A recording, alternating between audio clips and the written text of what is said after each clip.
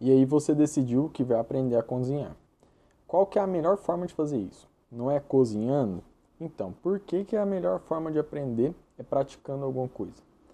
Porque, ao contrário do que pregam pra gente muitas vezes na sala de aula, a melhor forma de você aprender alguma coisa, qualquer coisa, é a prática direta daquela coisa. É claro que a teoria é muito importante, você tem que saber o que você vai fazer na hora da prática. Mas a prática é tão importante quanto a teoria, talvez até mais. Vou te dar um exemplo que o autor Scott Young trouxe nesse livro aqui, ó, no Ultra Aprendizado. Ele trouxe o exemplo de um arquiteto que saiu da faculdade e estava com dificuldade de encontrar emprego. Por que ele estava com essa dificuldade? Ele estava com essa dificuldade porque na faculdade o portfólio dele estava lindo, só que só tinha teoria. Ele aprendeu de acordo com o que os professores dele passavam. E muitas dessas coisas que esses professores passavam estavam desconexos com a realidade das empresas que queriam contratar um arquiteto. Então ele não aprendeu a mexer nos sistemas, ele não aprendeu na prática como que funcionava uma obra. Ele tinha ali projetos muito bons, mas que estavam desconexos com a prática, porque ele só aprendeu ali na teoria. E muitas vezes é isso que a gente vê na sala de aula. A gente vê teorias e habilidades que muitas vezes não estão relacionadas com a realidade na prática. Vou te falar o que acontece na minha área, quando eu fazia faculdade de Direito. Eu via muitos colegas que queriam ser advogados, mas não conseguiam a prática, não estagiavam em um escritório de advocacia. Às vezes, porque o estágio pagava pouco e eles precisavam ali de um sustento maior, eles acabavam em empregos de outras áreas e não estagiavam durante a faculdade, não praticavam o que aprendiam na faculdade e não viam aquele aprendizado com outra pegada. Eles não conseguiam transferir o que aprenderam ali para situações semelhantes. Eles só conseguiam aplicar aquele conhecimento exatamente da forma e nas situações empregadas na faculdade.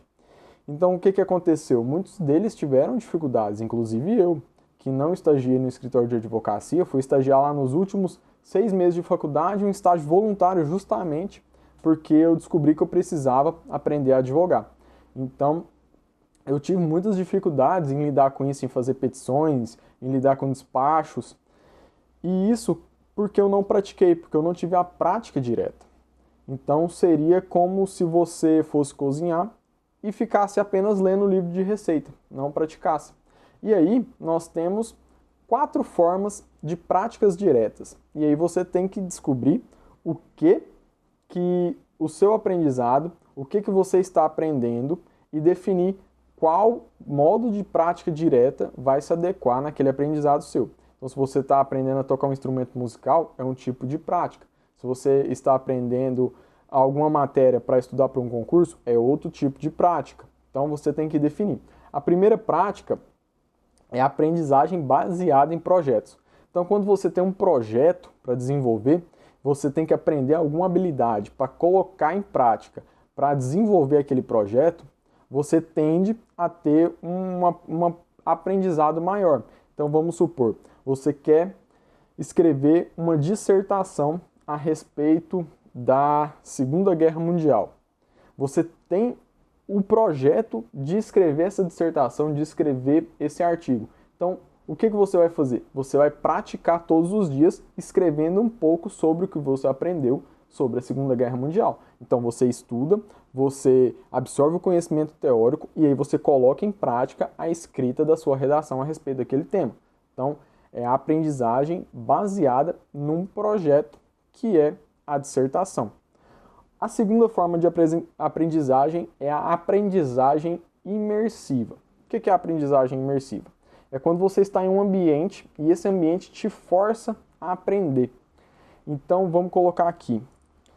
Você já deve ter escutado falar num psicólogo muito famoso no Instagram que chama Eslen Delanogari. Ele tem uma comunidade que se chama Reservatório de Dopamina, onde ele coloca as aulas dele lá e de outros professores também, e criou-se uma comunidade onde todo mundo que está lá dentro está disposto a aprender, está com uma finalidade: aprender sobre os conteúdos que são disponibilizados naquela plataforma, naquela comunidade. Então, a presença em uma comunidade faz você estar imerso naquilo ali e te força ao aprendizado. Vou te dar outro exemplo. Quando você vai aprender a falar um novo idioma, o que é mais fácil? Você ficar ali estudando através da gramática desse novo idioma ou brincando ali no Duolingo, ou é mais fácil você aprender indo a outro país para falar aquele idioma e começar falando, mesmo que seja errado? É mais fácil, mais fácil não é, mas é mais eficaz você ir até o outro país e começar a se comunicar. Por exemplo, você ir até a Inglaterra e começar a se comunicar em inglês, mesmo que errado, mas com o tempo você vai pegar a forma certa de falar, então será mais eficaz o seu aprendizado do que você ficar ali no Duolingo.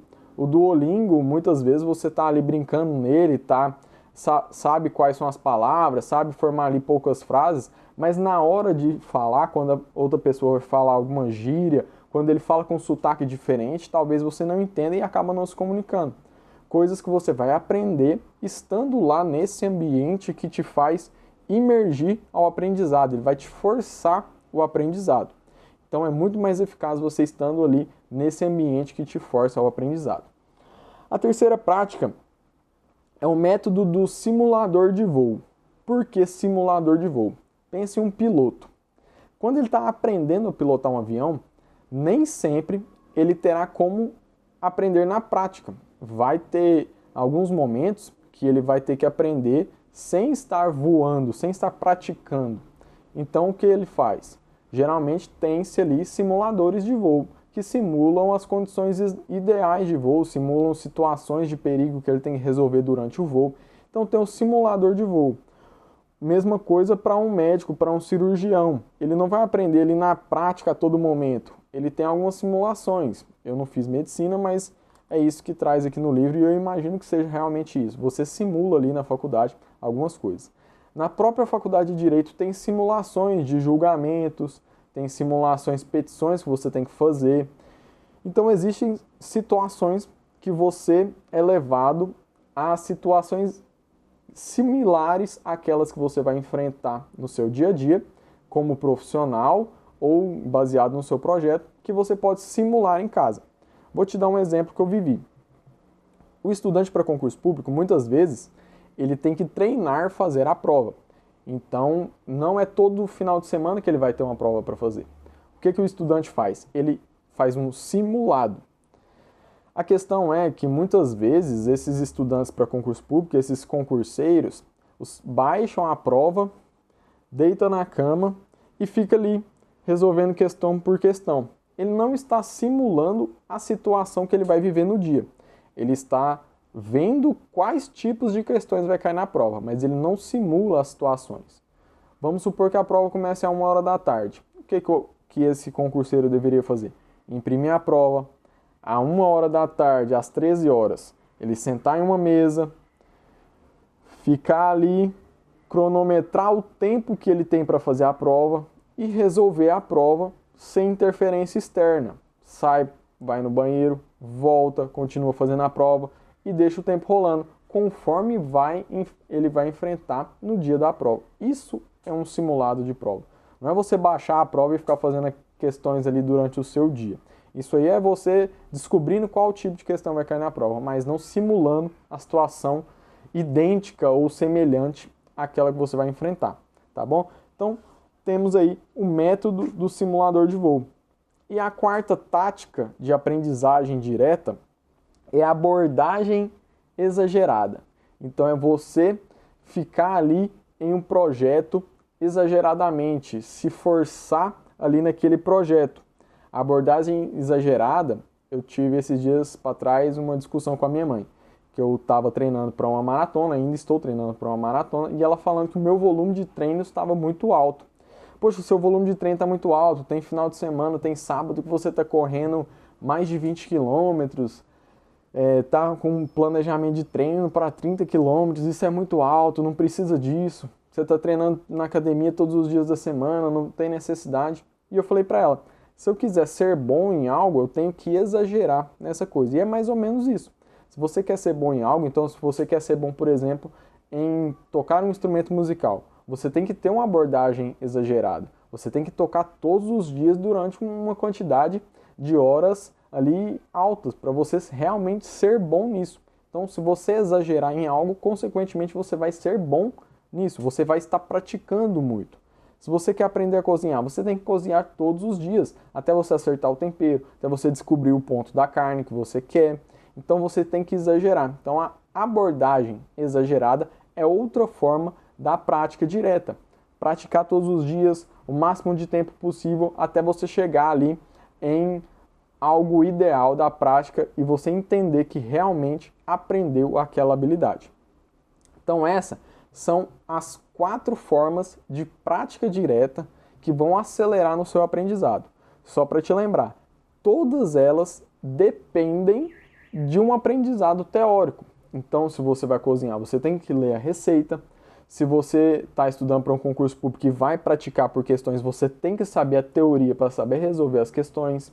Se você é um piloto de avião e vai para o simulador de voo, você tem que saber a teoria, tem que ter estudado alguma coisa para saber manusear os equipamentos. Então você sempre vai aprender, sempre vai depender, aliás, da abordagem teórica. Entretanto, a abordagem prática deve existir sempre no seu aprendizado, não só a teoria. E muitas vezes, em determinado momento, você vai perceber que a abordagem direta, a prática direta, ela vai superar a teoria ao aprendizado teórico ou aprendizado indireto. E aí, quando isso começar a acontecer, você vai perceber que você vai estar aprendendo mais rápido e o seu estudo vai ficar mais eficaz.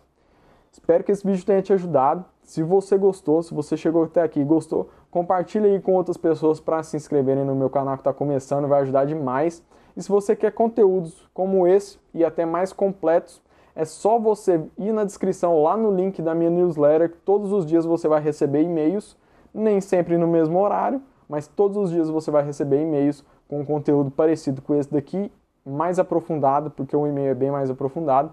Lá também na descrição tem o link do meu Instagram para você me seguir e também receber conteúdos como esse daqui e acompanhar aí o meu desenvolvimento nos meus aprendizados para poder ajudar vocês também, tá bom? Então é isso aí, é nóis. Boa noite, tchau, obrigado.